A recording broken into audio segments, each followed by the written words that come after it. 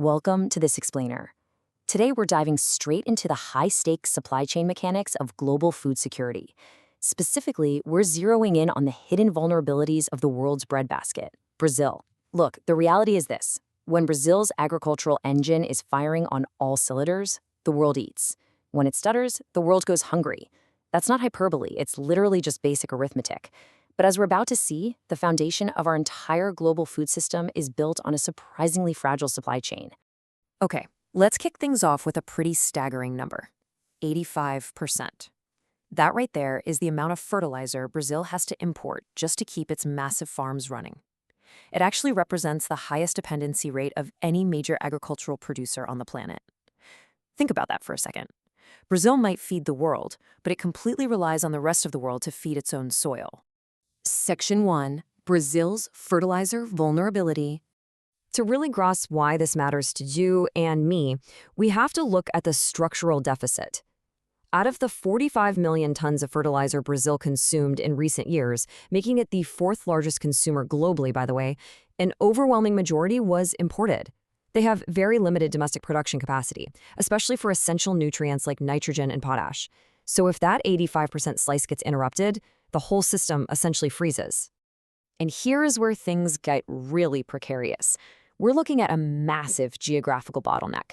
Nearly half of these essential imports transit through the Strait of Hormuz from Gulf states.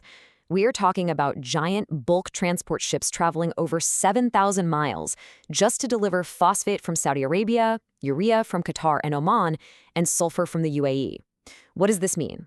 It means a localized disruption halfway across the world creates a massive, unfillable gap in South America. Section 2. The soybean math. So how exactly does a fertilizer choke point thousands of miles away threaten the food on your plate? Well, Brazil is an absolute titan when it comes to farming. They produce around 155 million tons of soybeans, and they export roughly 100 million of those tons. That translates to nearly 60% of all globally traded soybeans. More than half of the world's traded soy comes from this one single country. Now, if you know a bit about agriculture, you might be thinking, wait a minute, don't soybeans pull their own nitrogen straight from the air? And yeah, you're right. As legumes, they're less dependent on nitrogen fertilizers than crops like wheat or corn. But here's the catch. They are completely dependent on imported phosphate for proper root and pod formation. And guess where the sulfur needed to produce that phosphate comes from? The Gulf. Without Gulf sulfur, there's no phosphate. And without phosphate, the soybeans simply do not grow properly. Let's walk through how this localized issue balloons into a global crisis. The International Fertilizer Association estimates that if farmers are forced to reduce phosphate application by just 20%, soybean yields drop by 8 to 12%. If we apply a conservative 10% yield decline to Brazil's massive crop, we wipe out 15.5 million tons. Instantly, 15% of the world's globally traded soybeans just vanish. Poof. The price impact of that would be immediate, and it would be severe. Section 3. The global protein cascade. That sheer volume of missing soy doesn't just affect plant markets. It creates a massive biological domino effect globally. Think about this. 80% of global soybean meal is used to feed livestock. So in a very real way, your local chicken nugget or breakfast egg is basically a processed Brazilian soybean. It is the world's most critical protein source for pigs, chickens, cattle, and even farmed fish. So let's trace these dominoes. When Brazil's yield drops, soybean meal gets scarce everywhere. Suddenly, feed prices skyrocket. China's massive pork industry faces huge margin compression. European dairy and poultry farms see their costs spike. Farmed fish production in Southeast Asia gets way more expensive. Ultimately, this drives up the price of meat, dairy, and eggs worldwide. You're going to feel this directly at your local grocery store. Section 4. Cooking oil and secondary risks. The shockwaves definitely don't stop at the meat counter. Soybean oil is one of the world's 4 major cooking oils, and here we face a dangerous dual squeeze on the market. On one side, lower Brazilian yields restricts the global supply. On the other side, high crude oil prices divert the existing limited soybean oil away from food markets and into renewable diesel production. Cooking oil prices are extremely politically sensitive in the developing world. We literally saw this cause major social unrest during the palm oil spike in 2022. This dual squeeze is a recipe for exactly that kind of instability.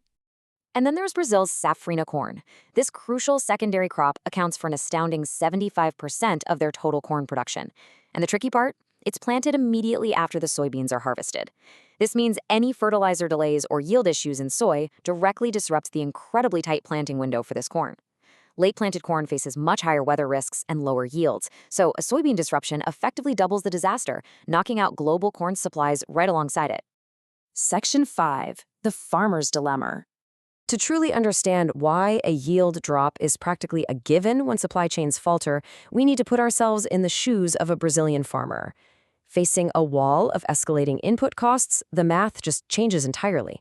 Fertilizer import costs have jumped 30 to 40% due to global conflicts. Diesel is elevated. Logistics, insurance, and credit rates are all surging. Meanwhile, global soybean prices haven't risen proportionally because old stocks act as a buffer. Facing this intense margin compression, farmers make a highly rational business decision. They cut costs by simply applying less fertilizer. It makes perfect sense for the individual farm's survival, but collectively, it leads to a globally catastrophic drop in food production. Section 6. The Domestic Production Question. This entire supply chain forensics study brings us to a critical case study. Why hasn't Brazil just built its own domestic fertilizer production? Well, the country that feeds the world can't feed itself fertilizer. Man, that quote just hits the nail on the head, doesn't it? It captures the paradox perfectly. But solving it is a brutal case study in economics. Nitrogen fertilizer requires abundant, cheap natural gas, which Brazil simply lacks domestically. Building phosphate and potash infrastructure requires billions of dollars in upfront capital and decades of complex development. Their 85% dependency isn't an accident. It's the direct result of market economics. But it leaves every single person on Earth who eats sharing their vulnerability. So as we wrap up this explainer, I want to leave you with a massive question to chew on. Can the world really keep leaning this heavily on one country's agricultural output if that country relies entirely on vulnerable, distant transit routes for its most basic inputs? To secure the global food supply chain, is building domestic fertilizer production in Brazil no longer just a debatable economic option, but an absolute global security imperative? It's a huge question for the future of how we feed the planet. Thanks for joining me for this explainer, and keep questioning how our world connects.